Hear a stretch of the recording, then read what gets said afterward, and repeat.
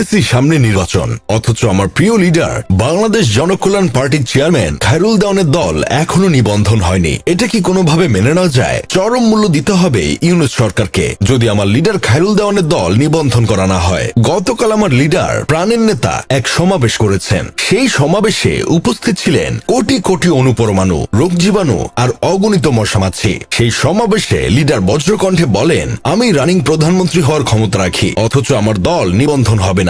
এটা কোনোভাবে মেনে নেওয়া যায় না। কিসের নির্বাচন? জনগণের নেতা খায়রুল ডাক দিলে দেশের 20 কোটি জনগণের মধ্যে 5 কোটি জনগণ ঢাকায় অ্যাটাক করবে। নির্বাচন আর হবে না। লিডার, আপনি ঠিক বলেছেন।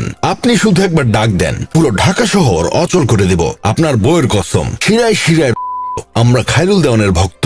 লিডার আরো বলেছেন, আমার দলকে নিবন্ধন না করে বাংলার মাটিতে যদি কোনো নির্বাচন করতে পারেন, আমি বিএনপিকে ওপেন চ্যালেঞ্জ দিলাম। 16 কোটি জনগণকে নিয়ে পল্টনে সভা সমাবেশ করে আমি নির্বাচন ঠেকাবো। চিন্তা করে দেখেছেন ভাই, আমার লিডার খায়রুল দেওয়ানের কলিজা কত বড়?